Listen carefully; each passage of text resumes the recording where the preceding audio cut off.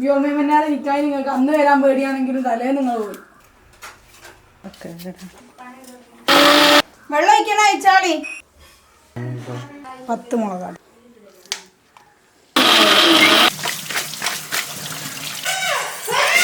അതിന്റെ ഇടയ്ക്ക് ചെറിയൊരു ബ്രേക്ക് കിട്ടിയതാണ്. എന്തായതാണ് തൊട്ടു? എന്താ പറ്റിയേ? എന്താ കഴിച്ചേ? ബോക്സിലോ? ഏത് ബോക്സില്? ദിനുക്കാക്കന്റെ ചോര നിക്കണോ? ഹോസ്പിറ്റലിൽ പോയി ചെറുതൊരു സൂചി വെക്ക. ചെറിയ വേദന ആവാത്ത ഡോക്ടറെ അടുത്ത് പോവാ. അവിടെ നിന്നോളെ പോയി.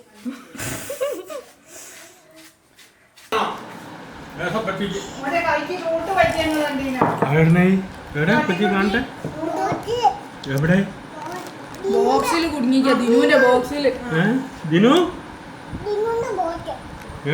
അങ്ങനെ സൂചിയൊക്കെ കൊണ്ടാവണം. അപ്പൊ അന്ന് തൂട്ടുണ്ടായിക്കണ സൂചിയൊക്കെ പോണട്ടോ.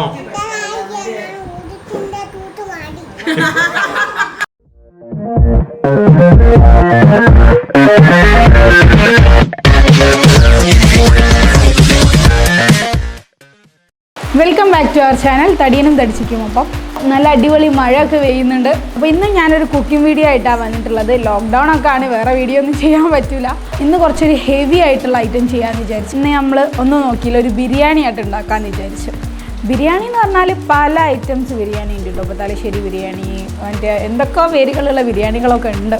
കോഴിക്കോടൻ ബിരിയാണി എന്ന് പറഞ്ഞാൽ ഇപ്പോൾ വേറെ ലെവൽ ബിരിയാണിയാണ്. അപ്പോൾ ഞാൻ ചെയ്യാൻ ഉദ്ദേശിക്കുന്നത് കോഴിക്കോട് നമ്മുടെ വീടുകളിലൊക്കെ ഉണ്ടാക്കുന്ന ഒരു ലെവൽ ബിരിയാണിയാണ്. ഇപ്പോൾ എൻ്റെ കസിൻസിൻ്റെ വീട്ടിലെന്തോ പരിപാടിക്ക് പോയാലൊക്കെ നമ്മൾ ഉണ്ടാക്കൽ അങ്ങനെയാണ്. പക്ഷെ ഞാൻ യൂട്യൂബിൽ ചെക്ക് ചെയ്തപ്പോൾ ആ ഒരു മെത്തേഡ് ഞാൻ എവിടെയും കണ്ടില്ല. അതൊന്ന് നിങ്ങൾക്ക് കാണിച്ചു തരാമെന്ന് വിചാരിച്ചിട്ടാണ്. ഞാൻ നല്ല കുറേ ചെക്ക് ചെയ്തിട്ടുണ്ടായിരുന്നു. അപ്പോൾ ആ ഒരു മെത്തേഡ് ഞാൻ കണ്ടില്ല. എൻ്റെ കണ്ണ് പെടായിട്ടാണോ എന്ന് അറിയില്ല കേട്ടോ. ഇതിൻ്റെ പ്രത്യേകതകൾ എന്താണെന്ന് വിചാരിച്ചാൽ ഞാനിത് അടുപ്പിലാണ് ഉണ്ടാക്കുന്നത്. നമ്മുടെ ചിരട്ട വെച്ച് കത്തിച്ച് അടുപ്പിൽ നല്ല നാടൻ രീതിയിലാണ് ചെയ്യാൻ പോകുന്നത്. ഇതൊരു സിമ്പിളായിട്ടുള്ള സംഭവമല്ല, കുറച്ച് ഹെവി ആയിട്ടാണ് ചെയ്യാൻ പോകുന്നത്. കാരണം എൻ്റെ വീട്ടിലെല്ലാവർക്കും അത് കുറച്ചൊരു അടിയൊരു കരിഞ്ഞ ആ ഒരു ലെവലിലുള്ളത് ഭയങ്കര ഇഷ്ടമാണ്. ഇപ്പോൾ എനിക്കും എൻ്റെ കാക്കമാർക്കൊക്കെ ബീഫാണെങ്കിലും ചിക്കൻ ആണെങ്കിലും ഉമ്മ വെക്കണ വരെ ഞങ്ങൾ പറയും ലേശം കരിയിപ്പിക്കണം, കുറച്ച് പേരോടി അവിടെ നിൽക്കട്ടെ, ലേശം ഒന്ന് കരിയട്ടെ എന്ന് പറയുന്നുണ്ട്. അപ്പോൾ ഞാൻ ആ ഒരു ലെവലിൽ ഇവിടെ ഉണ്ടാക്കിയപ്പോഴും സിംകാക്കും ഇവിടെ കസിൻസിനൊക്കെ ഇഷ്ടപ്പെട്ട്. നമ്മളൊരു തന്തൂരിൻ്റെ കുറച്ച് ചെറിയ ചിക്കൻ്റെ ഒരു സൈഡ് മാത്രം ജസ്റ്റ് ആ ഒരു കുറച്ചൊരു എന്താ പറയുക, ഒരു റെഡിഷ് കളറാവും. അങ്ങനെ ഉദ്ദേശിക്കുന്നുള്ളൂ, അല്ലാണ്ട് കരിഞ്ഞ് അങ്ങോട്ട് ഇതാവുകയൊന്നുമില്ല. ഇത് ഞാൻ ഒറ്റക്കല്ല ചെയ്യണത്. കാരണം ഇന്ന് ഇവിടെയും തറവാട് തൊട്ട് താഴെ തന്നെയാണ്. അവരെല്ലാവരും കൂടി ഇവിടെ നിന്നാണ് നമ്മൾ ഒരുമിച്ച് ചെയ്യാമെന്ന് വിചാരിച്ചത്. അപ്പോൾ എല്ലാവരും കൂടി പണിയെടുക്കുന്ന സമയത്ത് ഉണ്ടാവും. അതുകൊണ്ട് തന്നെ ആരും ഫേസൊന്നും കാണിക്കില്ല. കാരണം അവർക്കൊന്നും വീഡിയോയിൽ വരാൻ ഒരു മടി. എല്ലാവരും കൂടിയേ ചെയ്യാണ്. അതിൻ്റെ ഒരു രസം വേറാണ്. എന്താവും നമുക്ക് നോക്കാം. അപ്പോൾ നമ്മുടെ കോഴിക്കോടൻ ബിരിയാണിയിലിൻ്റെ മസാലയിലേക്കുള്ള സാധനങ്ങളാണ് സെറ്റാക്കി വെച്ചിട്ടുള്ളത്. ഇത്രയും സാധനങ്ങളാണ് വേണ്ടി ഞാൻ പറഞ്ഞുതരാം. അപ്പോൾ ഇതൊരു 10 വലിയ ഉള്ളി എടുത്തതാണ്. വലിയ ഉള്ളി ഒരു മീഡിയം സൈസുള്ള 10 എണ്ണം. പിന്നെ ഇത് ഒരു മീഡിയം സൈസുള്ള തക്കാളി ഒരു 7 എണ്ണം. ചിക്കന് 1.5 കിലോ ചിക്കൻ എടുത്ത് വെച്ച് കഴുകി വൃത്തിയാക്കി വെച്ചതാണ്. പിന്നെ കുറച്ച് കരിവേപ്പില, മല്ലിയില, പുതിന, അതൊക്കെ സംഭവങ്ങൾ. ഇത് ഇഞ്ചി വെളുത്തുള്ളി കൂടി 2 കൂടി ഒരുമിച്ച് അരിച്ച് വെച്ചതാണ്. ഇത് 10 പച്ചമുളക്, കുറച്ച് അത്യാവശ്യം എരിവുള്ളതാണ്. സാധാ ബിരിയാണിക്കുള്ള ഇൻഗ്രീഡിയൻസ് ഒക്കെ തന്നെ ആണ്. പിന്നെ തൈര്, മഞ്ഞൾപ്പൊടിയും ഉപ്പ്, മല്ലിപ്പൊടി, ഗരം മസാല, ജീരകപ്പൊടി എന്ന് പറഞ്ഞാൽ ഇവിടെ കറണ്ട് പോയിട്ടുണ്ടായിരുന്നു. അപ്പോൾ ജീരകം പൊടിക്കാനായില്ല, പൊടിച്ചേ തീർന്നു പോയി. അപ്പോൾ ഞാൻ ജസ്റ്റ് കുത്തി വെച്ചതാണ്. ഇതൊക്കെയാണ് നമുക്ക് വേണ്ട ഐറ്റംസ്. ഇനി ഇതെങ്ങനെ കൂട്ടുന്നതെന്ന് ഞാൻ കാണിച്ചു തരാം. ഒരു ചെമ്പെടുത്തിട്ടുണ്ട്. അപ്പോൾ അതിലേക്ക് നമ്മുടെ ഉള്ളിയൊക്കെ ആഡ് ചെയ്ത് കൊടുക്കണം. തക്കാളി ഇതിലേക്ക് ഇട്ട് കൊടുക്കണം. ഇനി ഇഞ്ചി വെളുത്തുള്ളി പേസ്റ്റാണ് ആഡ് ചെയ്യുന്നത്. അപ്പോൾ ഇതിന് ഞാൻ കുറച്ചാണ് ഇടുന്നത്, നോക്കിയിട്ട് ഇടാമെന്ന് വിചാരിച്ചിട്ടാണ്. പച്ചമുളകൊക്കെ ഇട്ടിട്ട് നമുക്ക് എരിവുണ്ടോ ഇല്ലയെന്ന് ചെക്ക് ചെയ്തിട്ട് ഫുൾ ആഡ് ചെയ്ത് കൊടുക്കാം കേട്ടോ. ഇനി ഇതിലേക്ക് നമുക്ക് പൊടികളൊക്കെ ആഡ് ചെയ്യാം, മസാലപ്പൊടികളൊക്കെ. അപ്പോൾ കുറച്ച് ഉപ്പ് ഞാൻ കയ്യിലാണ് എടുക്കുന്നത്. ഇത്രയും കൂടുതലുണ്ടായതുകൊണ്ട് എനിക്ക് സ്പൂണിൽ അളന്നാലൊരളവ് കിട്ടില്ല എന്ന് തോന്നുന്നുണ്ട്. ഞാൻ കുറച്ച് ഉപ്പ് അതിലേക്ക് ഇടുന്നുണ്ട്. മഞ്ഞൾപ്പൊടി ഒരു 1.5 ടീസ്പൂൺ മഞ്ഞൾപ്പൊടി ഇട്ടിട്ടുണ്ട്. മല്ലിപ്പൊടി ഇങ്ങനെ നിറച്ച് എടുത്തിട്ടൊരു 3 ടീസ്പൂൺ മല്ലിപ്പൊടി ഇടുന്നുണ്ട്. അടുത്ത ഗരം മസാല ഞാൻ ചെറിയ സ്പൂണാണ് എടുത്തിട്ടുള്ളത്. അപ്പോൾ അതൊരു 1.5 സ്പൂണോളം ഇട്ടിട്ടുണ്ട്. പിന്നെ 1.5 സ്പൂണോളം തന്നെ ജീരകപ്പൊടിയുടെ ആഡ് ചെയ്ത് കൊടുക്കുന്നുണ്ട്. ഇതൊക്കെ നന്നായിട്ടൊന്ന് മിക്സ് ചെയ്യാം നമുക്ക്. ഇത് കൈ വെച്ചിട്ടാണ് മിക്സ് ചെയ്യേണ്ടത്. അപ്പോൾ അതാണ് ഇതിൻ്റെ ഒരു മെയിൻ സംഭവം എന്ന് വെച്ചാൽ. കാരണം ഇത് വഴറ്റൊന്നുമില്ല, സാധാ ബിരിയാണികളൊക്കെ വഴറ്റിയാണ് നമ്മൾ വെക്കാറ്. ഇതിങ്ങനെ ഈ കൈയിൻ്റെ മിക്സിങ് ആണ്. അപ്പോൾ ഇത് ഈ ഉള്ളിയും തക്കാളിയൊക്കെ നന്നായിട്ട് ഇങ്ങനെ മിക്സ് ചെയ്ത് കൊടുക്കണം, കൈ കൊണ്ട് നല്ലോണം ഒടിച്ചു കൊടുക്കണം. പിന്നെ ബീഫൊക്കെ ആണെങ്കിൽ ഇത് മിക്സ് ചെയ്യുന്ന സമയത്ത് തന്നെ ബീഫ് ഇടും, കാരണം ബീഫൊക്കെ വേവ് നമ്മൾ ഈ മിക്സ് ചെയ്ത് കുഴയ്ക്കുന്ന സംഭവത്തിലാണ്. ഇപ്പോൾ ചിക്കൻ ആയതുകൊണ്ട് ഞാൻ ഉള്ളിയൊക്കെ നല്ലോണം ഒന്ന് കുഴച്ചതിന് ശേഷം ആഡ് ചെയ്യുന്നുള്ളൂ. ബീഫൊക്കെ ആണെങ്കിൽ ഇത് നല്ലപോലെ കുഴച്ചാലേ വേവുള്ളൂ കേട്ടോ. കുറച്ചൊക്കെ ഒന്ന് മിക്സ് ചെയ്ത് വെച്ചതിന് ശേഷം നമ്മളിതിലേക്ക് കുറച്ച് തൈര് ആഡ് ചെയ്ത് കൊടുക്കുകയാണ്. അപ്പോൾ എല്ലാവരുടെയും ഒരു പുളിക്കൊക്കെ അനുസരിച്ച് പുളിയൊക്കെ ഒന്ന് ചെക്ക് ചെയ്തിട്ട് കൊടുക്കാം കേട്ടോ. ചില തൈര് നല്ല പുളി ഉണ്ടാവും, ചിലത് പുളി ഉണ്ടാവില്ല. തൈര് ആഡ് ചെയ്തിട്ട് ഒന്നുകൂടി മിക്സ് ചെയ്ത് കൊടുക്കാം. അത്യാവശ്യം ഒന്ന് മിക്സ് ആയിട്ടുണ്ട്. ഇതിലേക്ക് ഇനി നമ്മുടെ ചിക്കൻ ആഡ് ചെയ്ത് കൊടുക്കാം. നന്നായിട്ട് കഴുകി വൃത്തിയാക്കി വെച്ച ചിക്കനാണ് കേട്ടോ. അപ്പോൾ ഈ ചിക്കൻ ഇട്ടിട്ട് നമുക്ക് ഒന്നുകൂടി ഇത് മിക്സ് ചെയ്ത് കൊടുക്കാം. ആദ്യം പറയുക കൈക്കൊക്കെ നല്ല എരിച്ചിലുണ്ടാവും, പച്ചമുളകിൻ്റെ എരിവൊക്കെ. പിന്നെ ഇതിൻ്റെ എല്ലൊക്കെ കയ്യിൽ തിറക്കിനൊക്കെ ശ്രദ്ധിച്ച് ചെയ്തോളേണ്ടേ. ഇപ്പോൾ കോഴിക്കോടൻ ബിരിയാണി ഉണ്ടാക്കിയാൽ തുടങ്ങിയാൽ ഉമ്മ എന്നെ കൊണ്ട് ഇത് വെപ്പിച്ച്. ഉമ്മ വല്ല തടി തപ്പാനാണ് ഇപ്പം മെയിൻ ജോലി. പക്ഷെ ബാക്കി പണിയൊക്കെ അമ്മനെ കൊണ്ട് ചെയ്യിക്കലുണ്ട്. ഉള്ളി അരിയുക, തക്കാളി അരിയുക, ചിക്കൻ കഴുകുക. ചെമ്പ് നമ്മൾ നൈസായിട്ടൊന്ന് മാറ്റുകയാണ്. അപ്പോൾ ഉമ്മ പറഞ്ഞ ഇതിൽ അരിയോടി ഇടുമ്പോൾ ചിലപ്പോൾ കൊള്ളൂല. അപ്പോൾ ഞാൻ ചെമ്പൊന്ന് നൈസായിട്ട് മാറ്റുന്നുണ്ട്. ഇതിലേക്ക് നമ്മൾ കറിവേപ്പില, മല്ലിച്ചപ്പ്, പുതിന അതൊക്കെ ഒന്ന് ആഡ് ചെയ്ത് കൊടുക്കുക. അതൊക്കെ കഴുകി വെച്ച കരിവേപ്പില കേട്ടോ.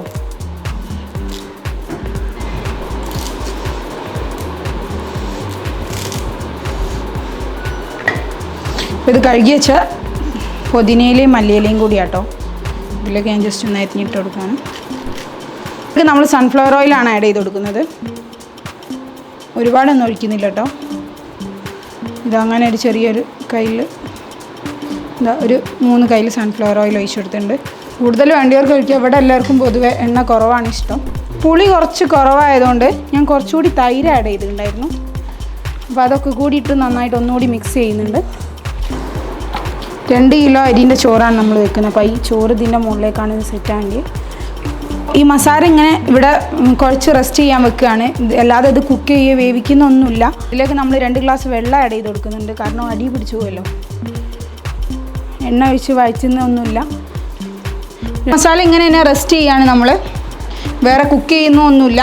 അപ്പോൾ ഇത് റെസ്റ്റ് ചെയ്യാൻ വെക്കുകയാണ്. ഈ ടൈമിലാണ് നമ്മൾ നമ്മുടെ റൈസ് റെഡിയാക്കുന്നത്. അരി വേവിക്കാൻ വേണ്ടി കുറച്ച് വെള്ളം വെക്കുന്നുണ്ട്. 2 കിലോ അരിയാണ് എടുത്തിട്ടുള്ളത്. അപ്പോൾ ഞാൻ കുറച്ചധികം വെള്ളം വെച്ചിട്ടുണ്ട്. വെള്ളം അങ്ങനെ കണക്കാക്കിയിട്ടൊന്നുമില്ല. കുറച്ച് ഉപ്പ് ഇതിലേക്ക് ഇട്ട് കൊടുക്കുകയാണ്. അതുപോലെ തന്നെ ഈ വെള്ളത്തിലേക്ക് 4 ഏലക്കായ്, 4 കറാമ്പൂവ്, അതുപോലെ ഒരു കഷ്ണം പട്ട പൊട്ടിച്ചും ഞാൻ ഇതിലേക്ക് ഇട്ട് കൊടുക്കുന്നുണ്ട്. ഇനി ഇത് തിളയ്ക്കാൻ വേണ്ടിയിട്ട് നമുക്കൊന്ന് മൂടി വയ്ക്കാം. അപ്പോൾ ഞാൻ ഇവിടെ 2 കിലോ ജീരകശാല റൈസാണ് എടുത്തിട്ടുള്ളത്. അപ്പോൾ അത് നമുക്ക് നന്നായിട്ടൊന്ന് കഴുകാം.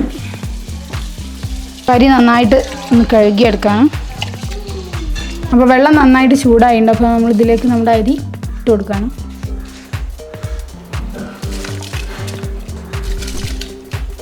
അരി ഇതിലിട്ടിട്ടുണ്ട്. അരി ഇട്ട് നന്നായിട്ടൊന്ന് ഇളക്കി കൊടുത്ത് വെച്ചതാണ്. ഇത് ഈ വെള്ളം ഫുള്ള് വറ്റിയൊന്നും വേണ്ട കേട്ടോ. നമ്മളിതിന്ന് ഈ ചോറ് ഒരു 3/4 ഭാഗം വെന്ത് കഴിഞ്ഞാൽ ഇത് ഊറ്റിയെടുക്കുകയാണ് ചെയ്യുക. അപ്പോൾ ഈ ചോറ് ഒരു 3/4 ഭാഗം വെന്തുണ്ട്, ഫുള്ള് വെന്തില്ല കേട്ടോ. അപ്പോൾ ഇങ്ങനെ നമ്മളിത് ഇറക്കി വെക്കുകയാണ്. ഇവിടെ റെസ്റ്റ് ചെയ്ത് വെച്ച മസാലയിലേക്ക് നമ്മൾ ഈ ചോറ് ഇങ്ങനെ തന്നെ അതിലേക്ക് ഇട്ട് കൊടുക്കുകയാണ് ഊറ്റിയിട്ട്.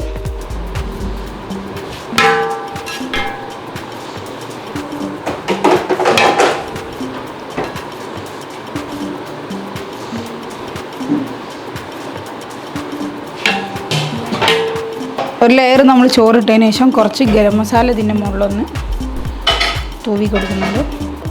കുറച്ചൊക്കെ വെക്കുകയാണെങ്കിൽ നമ്മളിങ്ങനെ ഇടയിൽ ഗരം മസാല ആഡ് ചെയ്യണമെന്നില്ല, ഒരുമിച്ച് മുകളിലിട്ട് കൊടുത്താൽ മതി. ഇത് കോഴിക്കോടൻ ബിരിയാണീൻ്റെ ഒരു മെയിൻ പ്രത്യേകത എന്ന് പറഞ്ഞിട്ടുണ്ടെങ്കിൽ എല്ലാ സ്ഥലത്തും ഇപ്പോൾ ചിക്കനും ഉള്ളിയൊക്കെ കുക്ക് ചെയ്തതിന് ശേഷമാണ്, ചോറ് വേറെയും കുക്ക് ചെയ്തതിന് ശേഷമാണ് ഇടാറ്. ഇത് നമ്മൾ ഈ ചിക്കനൊക്കെ ഒരുമിച്ച് വേവുക ചെയ്യുക. അപ്പോൾ ആ ചിക്കൻ്റെയും ആ ഒരു ഫ്ലേവർ കറക്റ്റായിട്ട് ഈ ചോറിലേക്ക് ഒന്ന് കയറി വരും. ആ ചിക്കൻ്റെ വേവിലാണ് ബാക്കി ചോറ് കൂടി വേവുക. ഇതിലേക്ക് കുറച്ച് ഗരം മസാല പൊടി കൂടി ഒന്ന് ആഡ് ചെയ്ത് കൊടുക്കുന്നുണ്ട്. ഫുള്ള് റൈസ് നമ്മൾ ഇതിൻ്റെ മുകളിലിട്ട് അതിനുശേഷം കുറച്ച് ഗരം മസാല ആഡ് ചെയ്ത് കൊടുത്തിട്ടുണ്ട്. പിന്നെ അതാ കുറച്ച് മിൽമൻ്റെ നെയ്യ് ഒഴിക്കുകയാണ്. 1 ടേബിൾ സ്പൂണോളം നെയ്യ് ഒഴിച്ചിട്ടുണ്ട്. അണ്ടിമുന്തിരി ആഡ് ചെയ്ത് കൊടുക്കുന്നുണ്ട്. ഇതിൻ്റെ കൂടെ ഉള്ളി പൊരിച്ചിടുന്നുണ്ട്. എനിക്ക് ഉള്ളി പൊരിച്ചിട്ട് എന്തോ ഒരു മധുരിപ്പാണ് തോന്നാറ്, അതുകൊണ്ട് എനിക്ക് ഇഷ്ടമില്ലാത്തതുകൊണ്ട് ഞാൻ ഇട്ടില്ല. നമ്മൾ കുറച്ച് സൺഫ്ലവർ ഓയിൽ ഇതിൽ ആഡ് ചെയ്ത് കൊടുക്കണം. ഞാൻ നേരത്തെ എടുത്തിട്ടുണ്ടായിരുന്ന അതേ ചെറിയൊരു കയ്യിലാണ് ഒഴിക്കുന്നത്. ഇത് വലിയ ഇതുള്ള കയ്യിലൊന്നുമല്ല കേട്ടോ, ഒരു സ്പൂണിനെക്കാട്ടിയും കുറച്ച് വലിപ്പമുണ്ട് എന്നേ ഉള്ളൂ. ഈ കയ്യിൽ നമ്മളൊരു 6 7 ഒഴിച്ച് കൊടുക്കണം. അങ്ങനെ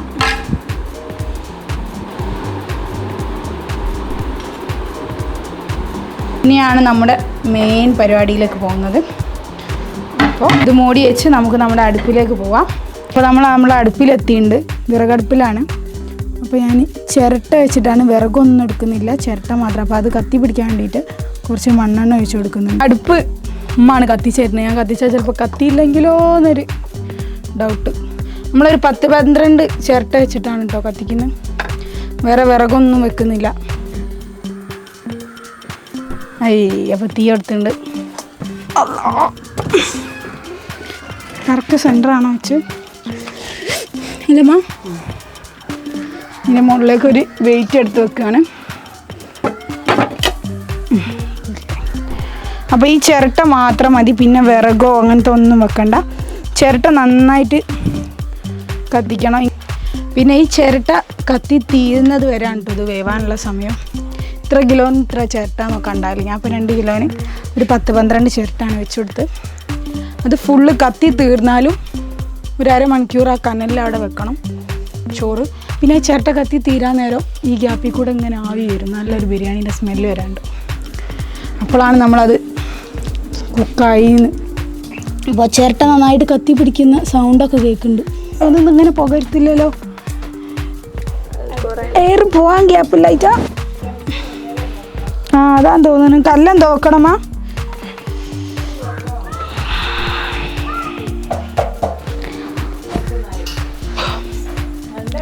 നാടൻ സ്റ്റൈലിൽ ചെയ്ത് ഈ ചിരട്ടയിൽ വേകുന്ന സമയത്ത് വേറെ തന്നെ ഒരു ടേസ്റ്റാണ് അതിനുണ്ടാകുക.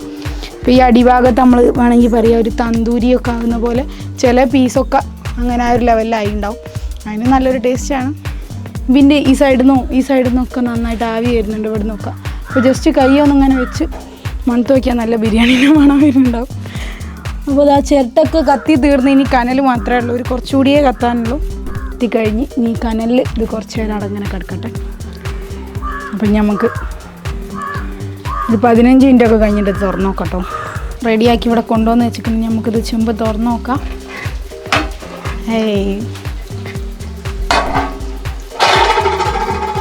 നല്ല സ്മെല്ലൊക്കെ ഉണ്ട്.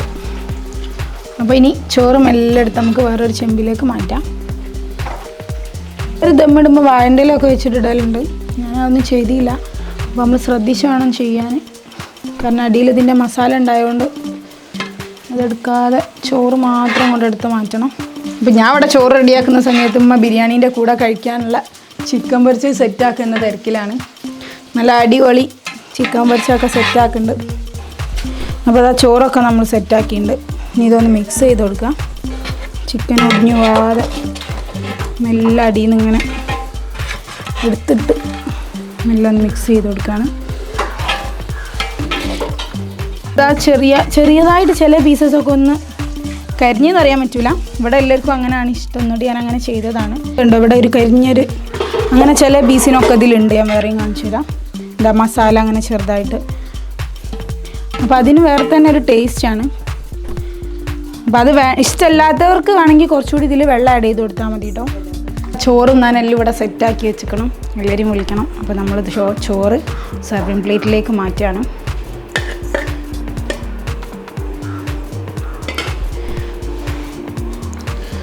ഇതിലേക്ക് കുറച്ച് ഒരു ചിക്കൻ കുറച്ച് മസാല എടുക്കട്ടെ കേട്ടോ. ഞാൻ ഇതുണ്ടോ കരിഞ്ഞ പീസ്, നേരത്തെ എല്ലാം കണ്ടില്ല എല്ലാം കണ്ടോ.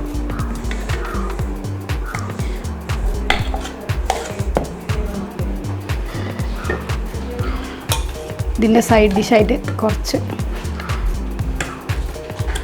തൈര്, കുറച്ച് ചമ്മന്തി, പിന്നെ ചിക്കൻ പൊരിച്ച് ഇതിൻ്റെ ലെഗ് പീസ്. എല്ലാവരും ഇതൊന്ന് ട്രൈ ചെയ്തിട്ട് എന്തായാലും അഭിപ്രായങ്ങളൊക്കെ ഒന്ന് അറിയിക്കാം. ഞാൻ ഉണ്ടാക്കിയിട്ട് ഞാൻ തന്നെ രസം പറയാൻ ഇവിടെ വേറെ ആരും വീഡിയോയിൽ നിൽക്കുമല്ലോ അല്ലേ, അതുകൊണ്ടാണ്. എന്തായാലും ഈ ബിരിയാണി എനിക്ക് നല്ല ഇഷ്ടമാണ്. എല്ലാവരും ഉണ്ടാക്കിയിട്ട് അഭിപ്രായം അറിയിക്കാം. പിന്നെ സബ്സ്ക്രൈബ് ചെയ്യാൻ മറന്നുകൊണ്ട. എല്ലാവരും ലൈക്ക് ചെയ്യുക, ഷെയർ ചെയ്യുക, സബ്സ്ക്രൈബ് ചെയ്യുക, ഉണ്ടാക്കിയിട്ട് അഭിപ്രായം അറിയിക്കാം. അപ്പോൾ ശരി, ഞാൻ തിന്നോട്ടോ. എന്നാൽ ശരി, ടാറ്റ. അപ്പോൾ ഇതാ എല്ലാവരും കൂടി ഇവിടെ ഇരുന്ന് കഴിക്കുകയാണ്. അങ്ങനെ ഒരു കോഴിക്കോടൻ ബിരിയാണിയുടെ കഥ ഇവിടെ കഴിഞ്ഞു.